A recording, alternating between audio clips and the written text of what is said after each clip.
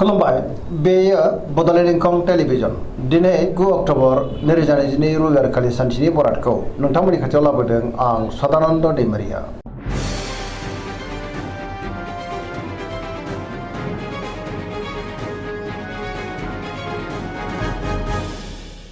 सिगां फरायनो लादों मेष राशि गिबि हांखो अ ल दिनैनि साना मोजां आरो गाज्रिनि गेजेरजों बाबेरलांगोन। गोबां बेले बेजे थासारि फैनोबो हागौ।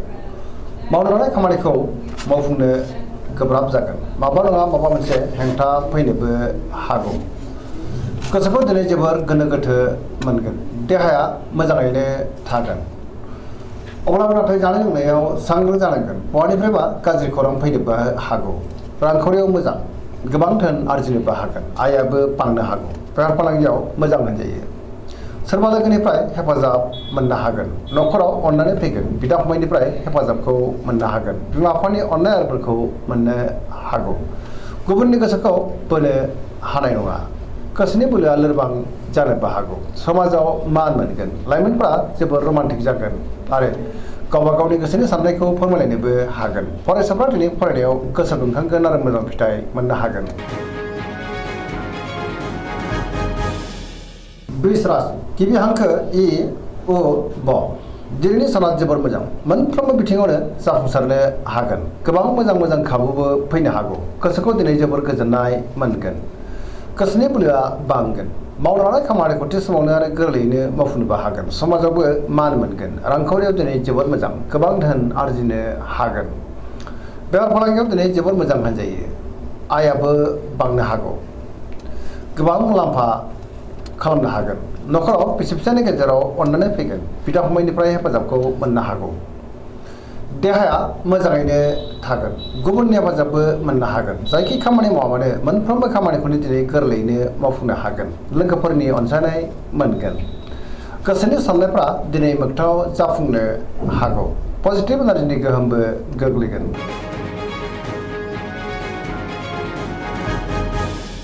मिथुन राशि गिबि हांखो क स दिनैनि साना मोजां आरो गाज्रिनि गेजेरजों बाबेरलांगोन। नेगेटिभ एनार्जिनि गोहोम गोग्लैनोबो हागौ। खस्थ'आबो बांनो हागौ। मोनफ्रोमबो बिथिङाव सौथुनोबो हागौ। गियाननि आंखाल जानोबो हागौ। सांग्रां जानाया गाहाम। गोसोखौ दिनै जोबोर गुलाय गुजाय मोनगोन। गोसोआ जोबोर आला खालाबो जानो हागौ। देहाया मोजाङै थागोन। अब्लाबो नाथाय जानाय लोंनायाव सांग्रां जानांगोन। रांखावरियाव मोजां। बेफार फालांगियावबो मोजां। न'खराव अनलायनाय फैगोन। बिमा बिफानि अननाय आरोफोरखौ मोननो हागोन। समाजाव मान मोनगोन। मावनो लानाय खामानिखौ मावफुंनो हागोन। सोरबा लोगोनिफ्राय हरखाबै गाज्रि खौरांबो मोननो हागौ। गुबुनजों मोजां सोमोन्दो लाखिनो गोब्राब जागोन। माबा नङा माबा मोनसे गोरोन्थिबो जानो हागौ। लाइमोनफोरनि गोसोआ दिनै जोबोर उसुखुथु जागोन। कर्कट राशि गिबि हांखो ड ह दिनैनि साना जोबोर मोजां। गुबुनजों अनजासो गारगोन। माबा मोनसे मोजां खौरां मोननोबो हागौ। गोसोखौ दिनै जोबोर गोजोननाय मोनगोन। सोरबा लोगोजों बाख्नायजानो हागौ। गोसोनि साननायफोरा दिनै मोगथाङाव जाफुंगोन। गोसोआव पजिटिभ साननाय फैगोन। गोथों आरो गोग्गो साननो रोंगोन। गियाननि आंखाल जानाय नङा। मावनो लानाय खामानिखौ थि समावनो आरो गोरलैयैनो मावफुंनोबो हागोन। रांखावरियाव दिनै जोबोर मोजां। बेफार फालांगियावबो जोबोर मोजां होनजायो। न'खरावबो अननानै फैगोन। समाजाव बयजोंबो मान होजागोन। देहाया मोजाङैनो थागोन। गुबुननि हेफाजाबखौ मोननो हागोन। गोसोनि साननायफ्रा मोगथाङाव जाफुंनो हागौ। बहाबा थाङोब्ला जोबोर मोजां आरो मोजाङैनो हान्थिनोबो हागोन।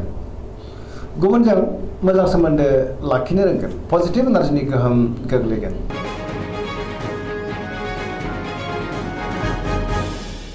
सिंह राशि गिबि हांखो म ट दिनैनि साना मोजां आरो गाज्रिनि गेजेरजों बाबेरलांनो हागौ। गोसोआव नेगेटिभ साननाय फैगोन।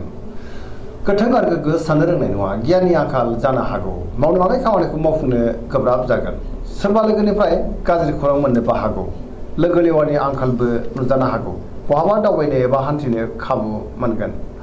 अब्लाबो नाथाय सांग्रां जानांगोन। रांखावरियाव बारा मोजां नङा। आयनिख्रुइ खरसायासो बांसिन जानोबो हागौ। बेफार फालांगियावबो बारा मोजां नङा। गोसोनि साननायखौ दिनै गुबुननो फोरमायनो गोब्राब जागोन। माबा नङा माबा मोनसे गोरोन्थिबो जानो हागौ।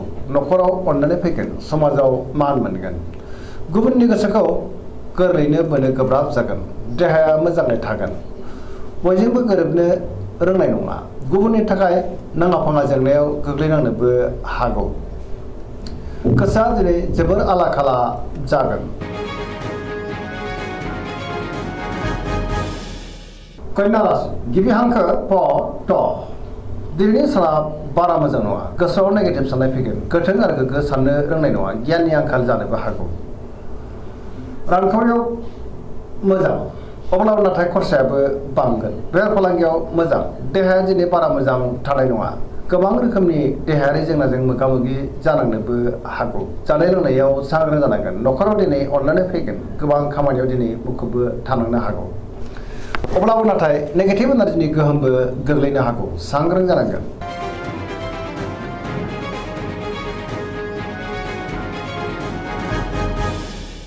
तुला राशि गिबि हांखो र थ दिनैनि साना मोजां आरो गाज्रि गेजेरजों बाबेरलांगोन, गोबां रोखोमनि मोजां खाबुफोरा गोमाफिननो हागौ, गोग्गो गियाननि आंखाल जानोबो हागौ, गोसोनि बोलोआ लोरबां जागोन, गोसोनि साननायफ्रा टेबोर नांनो हागौ, मावनो लानाय खामानिखौ मावफुंनो गोब्राब जागोन, माबा नङा माबा मोनसे हेंथा फैनोबो हागौ।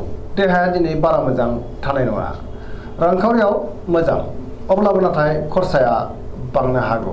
बेफार फालांगियावबो मोजां होनजायो, समाजाव दिनै गोबां मान मोनगोन, गुबुननि गोसोखौ बोनो नाथाय गोब्राब जागोन, सोरजोंबा रायखोमाजानोबो हागौ, सोरबा लोगोनि हेफाजाबखौ नाथाय मोननोबो हागौ, गोदान थांखि लानो रोंनाय नङा, सेंग्रा सिख्लाफ्रा जोबोर रमान्टिक जागोन, अब्लाबो नाथाय गोसोआव नेगेटिभ साननाय फैनो हागौ, नेगेटिभ एनार्जिनि गोहोमबो गोग्लैनो हागौ, सांग्रां जानाया गाहाम।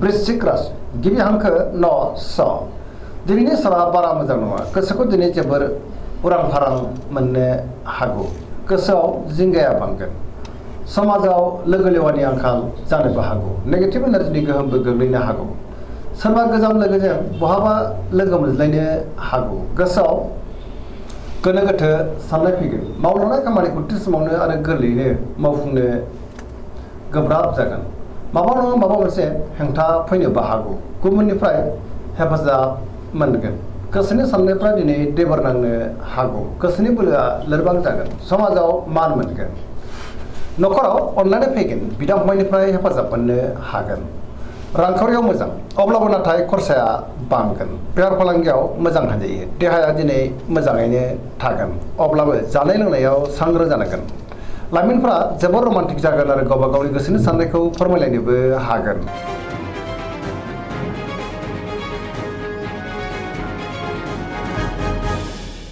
धनु राशि गिबि हांखो ध फ भ दिनैनि साना जोबोर मोजां, गोसोआव बोलो बांगोन, मावलांनाय खामानिखौ थि समावनो आरो गोरलैयैनो मावफुंनोबो हागोन, बहानिफ्रायबा मोजां खौरां फैनोबो हागौ, गोसोनि साननायफ्रा दिनै मोगथाङाव जाफुंनोबो हागौ, रांखावरियाव दिनै जोबोर मोजां, बेफार फालांगियाव जोबोर मोजां, आयआ बांगोन, समाजाव दिनै गोबां मान मोनगोन, देहाया मोजाङैनो थागोन, न'खराव अननानै फैगोन, बिदा फंबायनिफ्राय हेफाजाबखौ मोननो हागोन, बिमा बिफानि अननाय आरोफोरखौबो मोननो हागौ, लाइमोनफोरनि गोसोआ दिनै जोबोर रमान्टिक जागोन आरो गावबा गावनि गोसोनि साननायखौ फोरमायलायनोबो हागोन, फरायसाफ्रा दिनै फरायनायाव गोसो दुंखांगोन आरो मोजां फिथाइ मोनगोन।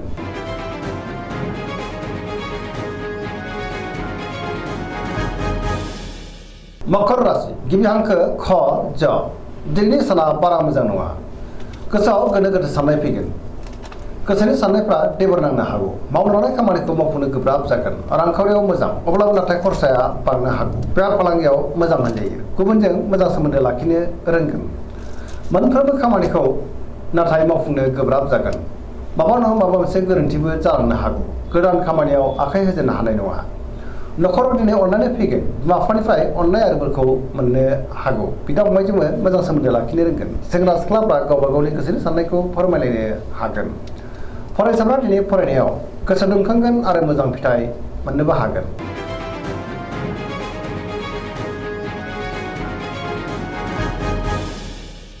कुम्भ राशि गिबि हांखो ग स दिनैनि साना जोबोर मोजां, गोसोखौ दिनै जोबोर गोजोननाय मोनगोन, मावनो लानाय खामानिखौ थि समावनो आरो गोरलैयैनो मावफुंनो हागोन, बहानिफ्रायबा मोजां खौरां मोननोबो हागौ समाजाव गोबां मान मोनगोन गोबां मुंदांखा सुबुंजों दिनै लोगो मोनज्लायनोबो हागौ पजिटिभ एनार्जिनि गोहोम गोग्लैगोन आरो पजिटिभ साननो रोंगोन रांखावरियाव जोबोर मोजां गोबां धोन आरजिनो हागोन बेफार फालांगियावबो जोबोर मोजां होनजायो देहायाबो दिनै मोजाङैनो थागोन न'खराव अननानै फैगोन गुबुननि हेफाजाबखौ थोजासे मोननो हागौ बिमा बिफानि अननाय आदरफोरखौबो मोनगोन बहाबा दावबायनो एबा हान्थिनो खाबु मोननो हागौ आरो मोजाङैनो हान्थिनोबो हागोन पजिटिभ एनार्जिनि गोहोम गोग्लैगोन